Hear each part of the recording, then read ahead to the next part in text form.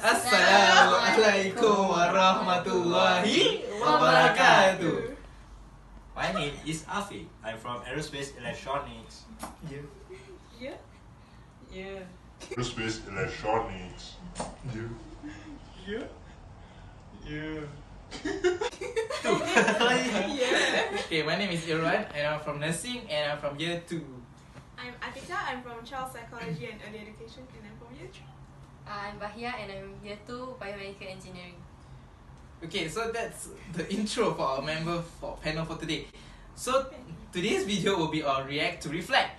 So what we're going to be reflecting on is this video called The World Changes Every Ramadan. So this video is going to show us what is Ramadan all about throughout the world and how it changes. So without further ado, let's kickstart the video. Islam says in the authentic hadith, when it's the first night in Ramadan, the gates of paradise will be open, the gates of the hellfire will be shut, and the shayateen, the main leader devils, will be chained and locked down. And this is not mere symbolism, this is truth. This is true. These things happen in the world of the unseen. So the world changes. In Ramadan, the world changes. Shayateen, the most influential of shayateen, the most destructive of shayateen, will be locked down. They won't be able to travel around and affect people as they used to do outside Ramadan. So they're chained. They're limited. The gates of paradise will be opened. They'll be wide open. And this has an impact on us. It has an impact on us. The dynamics of what happens in the world change. The gates of the hellfire will be locked. They will be locked. And this will have an influence on us. The scholars of Islam are agreed upon a fact that we humans have two natures, two dual natures. One is spiritual, that's our soul. That's our soul, that's the invisible part of who we are. And this has a life of its own. And there is the visible side of us, which is the physical side that we can see and touch. The spiritual side of us has more of an angelic nature. It yearns to Allah subhanahu wa ta'ala. And the physical side of us is more like the animals. It's all about eating, drinking, reproducing, and the physical desires and the physical attachments and orientations that we have. And upon death, these two natures will be separated. The soul will depart the body. The soul is part of the world of the unseen. We can't touch it, we can't smell it, we can't taste it, we can't even hear it. That's the soul, but that's who we really are. Haqiqatul mar'i nafsuhu, as the scholars say. The reality of a human being, the essence of a human being is his soul. Because when the soul departs the body turns into a corpse, turns into pieces of flesh and bones that will decompose. It has no life of its own. So the spiritual nature of us is part of the unseen. It feels things that happen in the world of the unseen. So when the gates of paradise are open, this impacts our spiritual nature.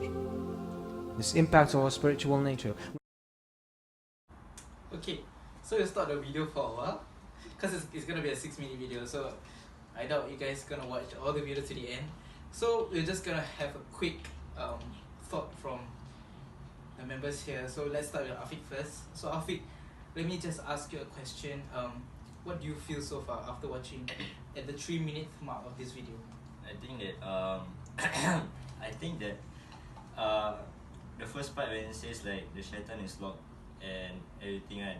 It's like Allah has given you time to make yourself better, improve yourself with the shaitan being locked.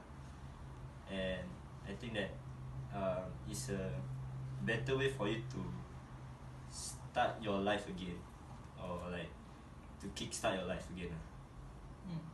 Okay, from this video, I think that like what Afiq said, Ramadan is an opportunity for us. Some people are unable to like meet Ramadan because they have passed on, and when you have this opportunity, we should really make use of it, because the doors of Jannah are open and the gates of hell are closed. So it really shows how merciful Allah is, how Allah wants to forgive us for sins. So we should really take this time to like do a lot of ibadah, and the good things. You do sedekah, you pray a lot, because the pahala will be like times a lot during this Ramadan. So yeah, just remember that this you are in this month because of Allah, because Allah wants you to make use of it. So don't waste your opportunity, and yeah, just go for it. Alright, so we already have heard from the people from the panel. So just to conclude everything, basically Ramadan is a time where shaitan is locked, because shaitan's main purpose in this world is actually to lead mankind astray. As during if you flash back to Nabi Adam alayhi salam, when Allah asked Iblis to actually prostrate on Adam, he didn't want to, but then he made a promise to Allah subhanahu wa ta'ala that he will lead mankind astray. So this month is actually an opportunity for us to actually make ourselves better, to improve ourselves better, or as said by Afiq, to actually kickstart our new life, so as to a new beginning, and improve ourselves in terms of iman, our ibadah that we not normally do, such as qiyam or witir, and to actually surface ourselves to new things, such as community service or things have not been done out of this month. So this is just the beautiful aspect of Ramadan, and yeah, we'll just continue watching the video.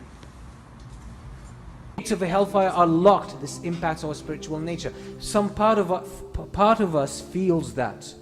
The Prophet ﷺ says in the authentic hadith, which is in a Sahih, ما جلس قوم في بيت من بيوت الله يتلون كتاب الله ويتدارسونه بينهم إلا نزلت عليهم السكينة وحفتهم الملائكة وذكرهم الله في من عنده. Any group of people who gather together in a masjid, in one of the houses of Allah, they recite the book of Allah, the words of Allah, and they study it. Except that serenity, peace and tranquility will descend upon them, and the angels will rub shoulders with them. Angels will be among them, around them, rubbing shoulders with them, and Allah would mention them to the highest ranking angels. Some of the scholars, as they were commenting on this hadith, they say as-sakina, which is tranquility and peace that descends upon them, is a sign of the presence of the angels, as Imam al-Qayyim says in more than one of his books. He says as-sakina comes with the angels. This peace and tranquility and serenity that you feel sometimes when you're reciting Quran or reading Quran or listening to a lecture or attending a halaqah or praying behind an imam or doing something good, this sakina shows the angels are around. It marks the presence of the angels. You don't figure this out with your brain. You don't feel the angels physically. You don't touch them. You don't smell them. You can't see them and you can't hear them. So which part of you figures them out? That feels this sakina and this peace and serenity and tranquility. Which part of you is the spiritual side of you? So since we feel our souls feel the presence of the angels, don't you think the soul feels that the gates of paradise are open? The gates of the hellfire are locked, the shayateen are locked down? It does. And that's why most of us feel in Ramadan more eagerness to worship Allah subhanahu wa ta'ala. You find more peace and more tranquility, because the fragrance of paradise reaches your soul. It recognizes that at a subtle level that you cannot capture with your senses. So that's what happens during Ramadan. This is what happens. This is why Ramadan is a special time. These things are not a figment of imagination that we're just talking about in a symbolic sense. These are realities of life. These are things that are happening. So when the first night of Ramadan, the dynamics of the world change, and your soul responds to that. So this is why Ramadan is a point for us to really upgrade our iman, upgrade the level of our taqwa and connection to Allah subhanahu wa ta'ala.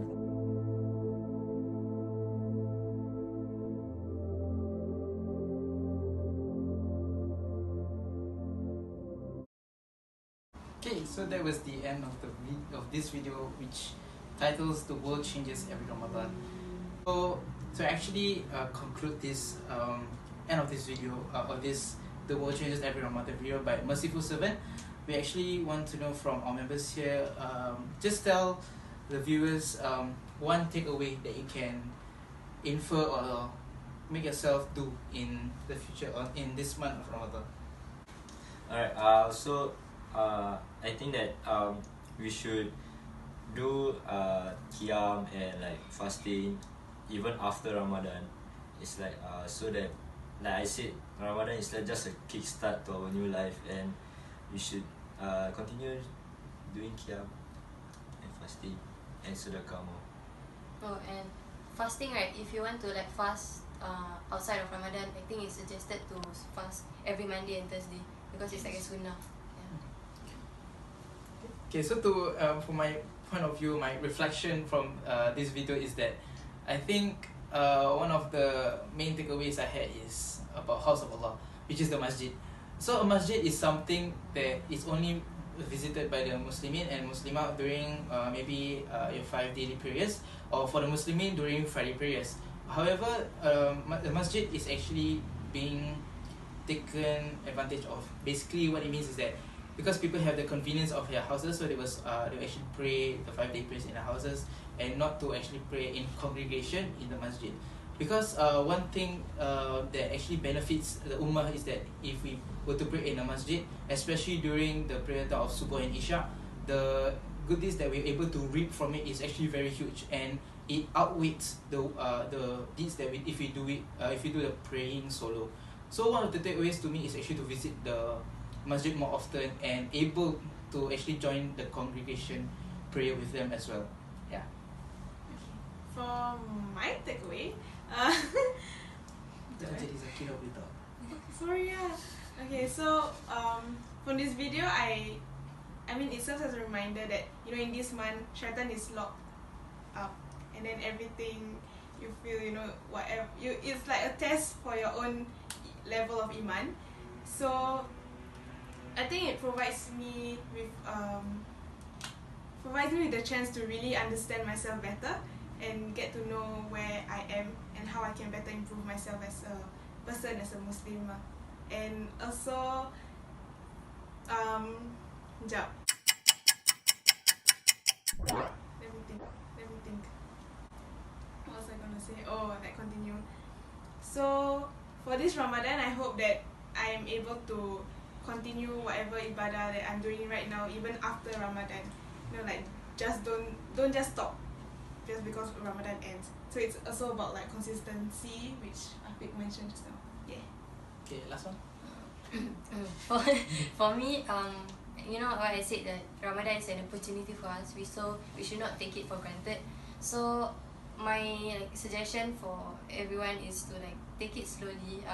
Ramadan is like it's an opportunity for us, so we should like make use of it. But it doesn't mean that you satu hari kena like one day you have to like baca like the whole Quran. You know, it's like consistency. Just take things slowly, like few pages a day, but you make it consistent.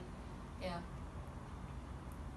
So about Bahaya saying about the read Quran, right? I suggest like every after Solat Fardu, which is the 5-day prayers, you should at least like 5 pages.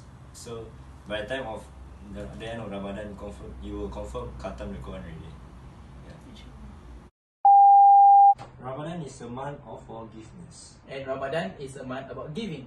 So let's all try our best to make the most out of this month. Because Allah appreciates your effort. With that, wabillahi taufiq wa hidayah. Wassalamualaikum warahmatullahi wabarakatuh.